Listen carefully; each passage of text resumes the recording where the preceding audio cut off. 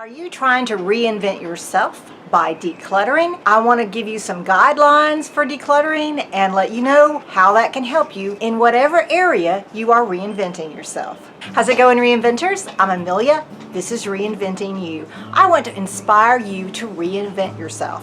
And the reason for that, I want you to live a life of joy, fulfillment, and purpose. I am a retired pastor, and I decided at some point which is a longer story, that I needed to reinvent my life. And in doing so, I wanted to inspire others to reinvent theirs. If this is your first time here, welcome. I invite you to subscribe, and I invite everyone to please like this video. You do not know how that helps me out. Now, I had one of my subscribers say, after watching one of my other videos, and I think it was this one up here, that she wanted me to talk a little bit more about decluttering. And so I started really thinking about that because I'm going through some decluttering.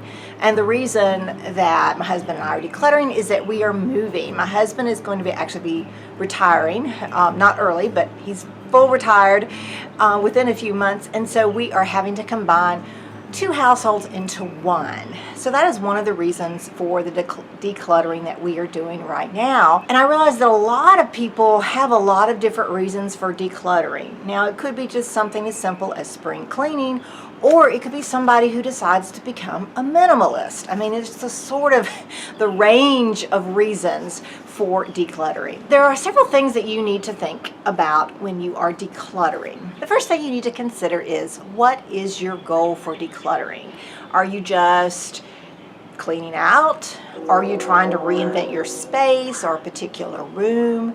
Are you reinventing yourself and you need to declutter a particular space so that you have room for whatever it is you're doing in your reinventing? Sometimes decluttering is helpful for your reinventing process. If you are trying to reinvent your looks, you may say, okay, I need to declutter my closet. Perhaps, like me, you're sort of downsizing, maybe moving from one house to the other, combining households, maybe moving from a regular house to a garden home or even a retirement village, something like that where you really need to do some massive decluttering. Perhaps you are thinking, I need to reinvent myself and become a minimalist. I want to help you. Now, maybe it doesn't have to do with any of those, but it does somehow have to do with reinventing yourself. Maybe you just want to live in more calm rather than chaos. Perhaps this last year, the pandemic, you've been moving things around to do Zoom calls and things have just piled up in corners where you don't want them. Whatever it is, I want to be able to help you in your decluttering process. Now, the next thing is going to sound kind of counterproductive, and I'd been thinking about this, and then I saw another YouTube video. I can watch so many about this right now. I don't remember who it was. But I said, this is right on the money because my husband and I have kind of committed to this. The first thing you have to do is to stop purchasing things and bringing things into your home. Okay. Think of it like this. Think of your home as having a certain amount of weight. And your goal is to lighten the weight of your home. So everything that goes out of your house is going to lighten its load. But everything you bring into your house is going to make it heavier. A lot of times when people declutter, sure, they take things out, but then they're bringing things in, so the house never weighs any lighter. So that's how you have to think about it. So the first thing to do when you're planning on declutter is stop buying stuff. I'm serious about this.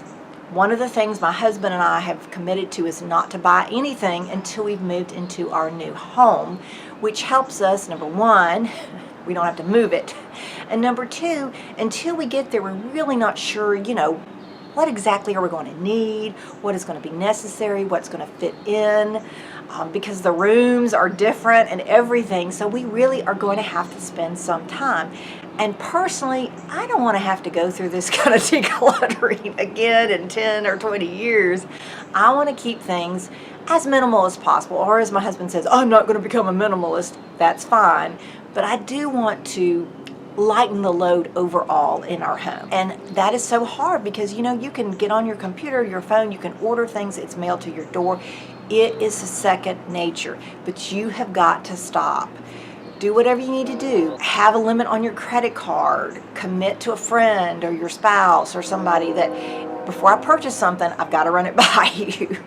Whatever it takes, stop the purchasing, lighten the load. Just by doing that, you're going to start decluttering.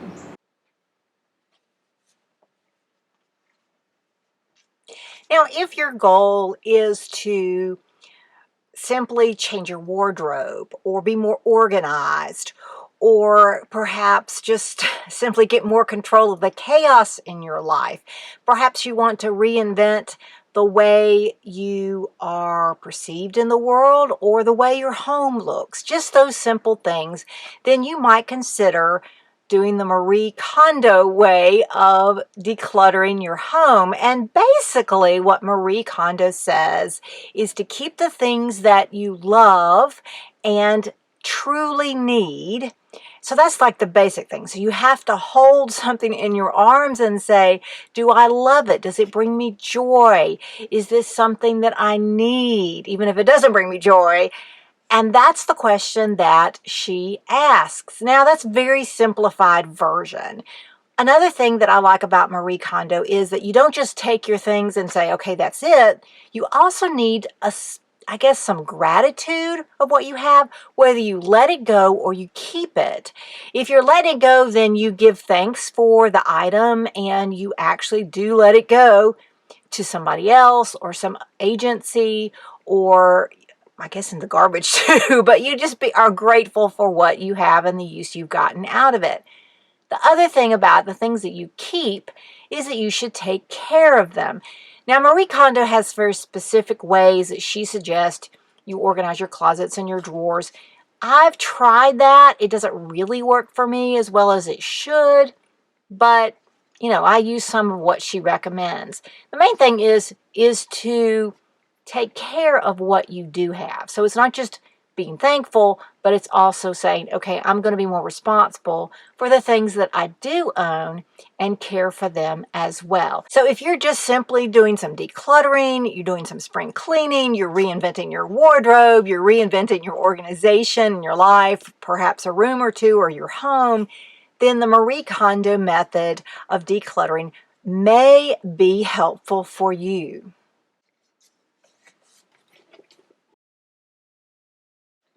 Okay, does this bring me joy? So if your goal is to downsize, whether you are moving because of retirement or moving into a smaller home, if you are maybe getting a divorce from your spouse, any of those reasons, you have to declutter because of, you know, got to fit into a smaller space, basically, then Swedish Death Cleaning is probably the way to go. And Swedish Death Cleaning is all about not worrying about what your children are going to want, because most likely your children are not going to want to keep all of these memories. But it is simply to keep what basically brings you joy, and also to, you know, ask, you know, what would you like when it comes to your descendants? What would you like me to keep? And yeah, sure, keep things that you enjoy for now, you know, but don't think you have to hold on to all of this stuff just because of your kids. And the opposite is true. You don't have to hang on to everything that your parents or your grandparents held on for you. You still have your memories, maybe one or two items that would help you remember, but those things are not your memories. Those things are not the people that you love. So you just have to keep that in mind when you are seriously downsizing and using Swedish Death Cleaning. I don't know what I was thinking keeping all of this stuff. That's my main thing, is what was I thinking keeping all this stuff? I mean, I'm just like, I kept every card, every certificate, every picture when we did pictures. Anyway, what seriously do I really need to keep out of this? That's what I've been going through. You do not know the piles of recycling and garbage that I've thrown out.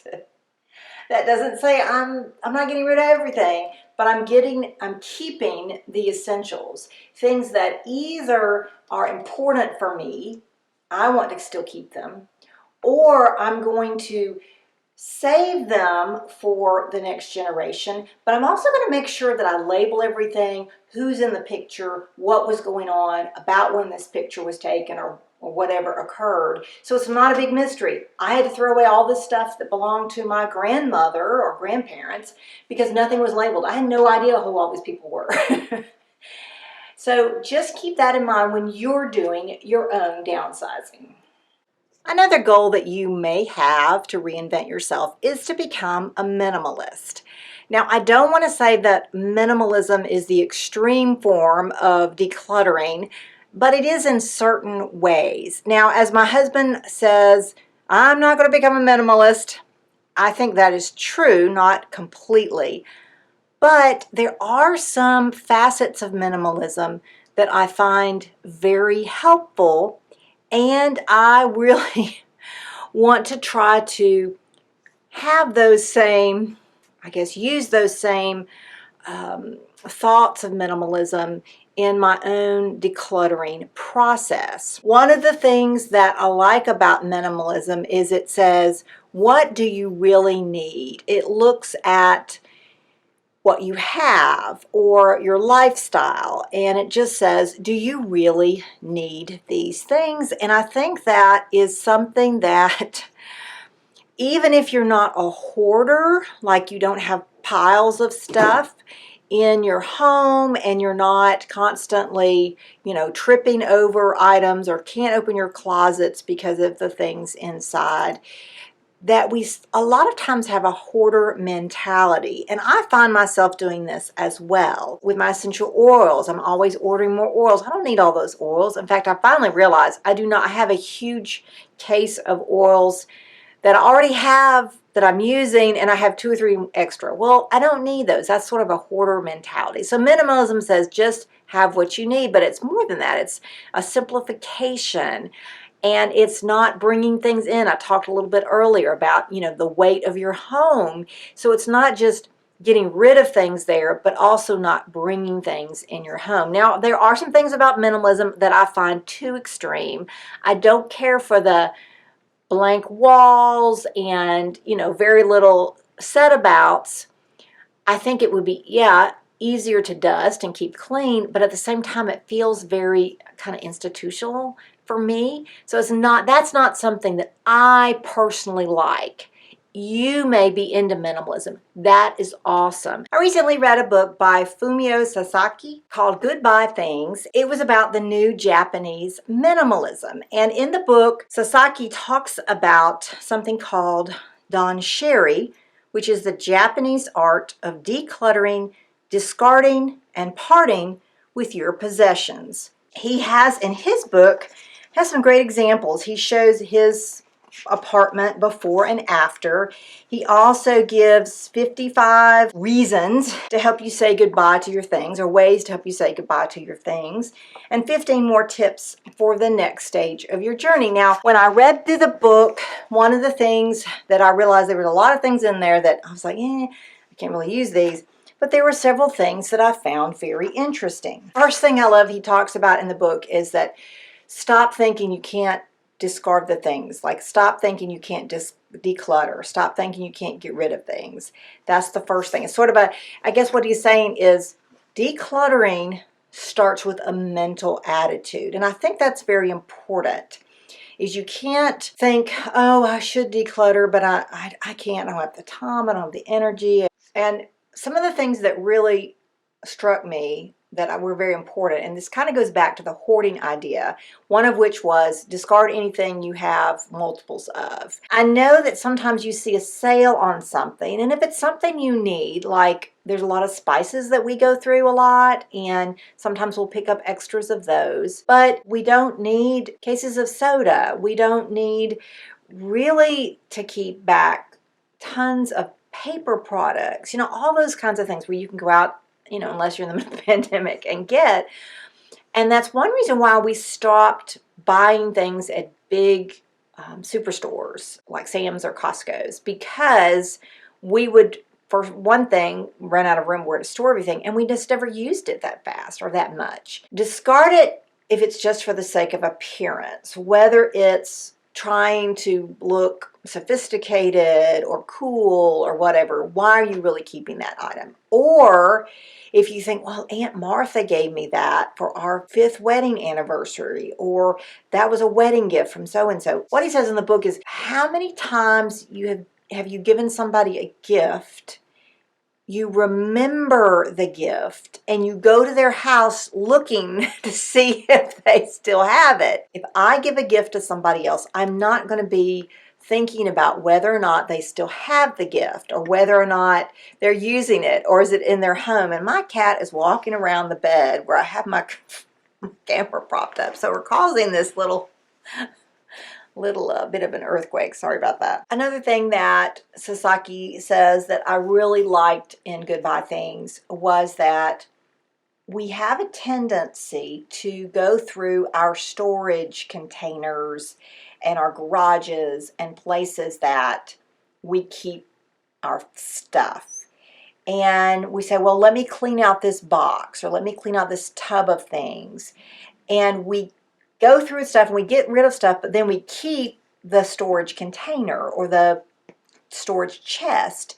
And what he says is, you've got to get rid of the storage places, not just clean them out, because what happens is you fill them up. So let me tell you, when we've been decluttering and going through all things, we have gone through our Christmas stuff like you wouldn't believe. Now, I admit I have probably 45 Dickens Village buildings. I realize that I'm going to have to go through these. I realize that I've got to declutter. For one thing, I want to display them year round, and I'm not going to have room. And guess what? I own every single one of the styrofoam sleeves that those go into, and the cardboard wrap. Every single one of them is in a plastic tub. So one thing I will have to do is start getting rid of the tubs in order to get rid of the houses, or the buildings, because for one thing, I know I'm not going to have room for all those tubs of storage in our new home, or our new to us home. There's just not that much storage space, and I don't need all of that stuff. So I have got to make some big decluttering decisions for that house. Now, at this point, I feel like I'm rambling, but those are some of the things that Fumio Sasaki in Goodbye Things recommends, and those are some of the things that really hit me. One of the secrets that I have discovered in decluttering is not to think you have to do it all now, today, this week, this spring even. It is so much better to take this huge task that you have of decluttering and to break it down into smaller parts. Do something every day, because number one, you'll start to see some progress in little increments. Number two, it won't feel very overwhelming. And the example is all of my scrapbooking things. I dreaded it. I was doing everything I could think of before tackling that. But once I said to myself, let me do it in small increments, do one thing, go through one thing every single day, it really did help. And I feel less, overwhelmed. And also, I think I feel more willing to part with things, if that even makes sense. Another thing about decluttering is it feels like it's going to take a great deal of time. Breaking it down into smaller increments means that decluttering is going to take less time than you think. For instance, when I said to myself, let me clean out my scrapbooking supplies, I'll do it one container at a time. I pulled it from the room it was in, I brought it down here to the dining room, over there to the dining room. I went through it, I had some music going on, and it didn't take any time, and I was done. Also, don't just stop with the spring, or if you are decluttering your home and want to reinvent how you're organized, especially if you're trying to be organized, you will have to realize that your decluttering is going to have to be an ongoing process. Maybe make a particular day of the week your decluttering day, or maybe continue to go through things, every day, like once a day. Say, well, I need to go through this drawer or that box or, whatever it is. You are constantly going to have to declutter. I think that maybe a seasonal decluttering may also be helpful, like spring cleaning. We do that a lot. We talk about doing spring cleaning. We're maybe thinking about vacuuming and dusting and actually getting to the baseboards. But I think there may be something about that. I say, okay, I'm going to spring clean the next 2 weeks. I'm going to go throughout areas of the house and do some decluttering as part of my spring cleaning. When you're putting your Christmas ornaments up, that's a time to declutter through all of your Christmas stuff, and also declutter, like, for instance, when we decorate and then take down our decorations, a lot of times we're putting back the things that stay up normally all year round. That's a great time to declutter as well. So are you decluttering as a part of your reinventing process? Let me know what you're doing in the comments below, whether you are simply decluttering, spring cleaning, becoming more organized, moving, maybe a separation, divorce, whatever it is, becoming minimalist. Let me know in the comments. I want to hear from you. Don't forget to give this video a thumbs up. If you haven't subscribed, now would be a great time to do that. Good luck with your decluttering and have a great one. Now I'm outside right now. This has been a crazy, crazy week, and I don't have time to do all my video right now because I have to go to work at my part-time job. But I did wanted to go ahead and get started. I don't know why I'm babbling about this because nobody cares.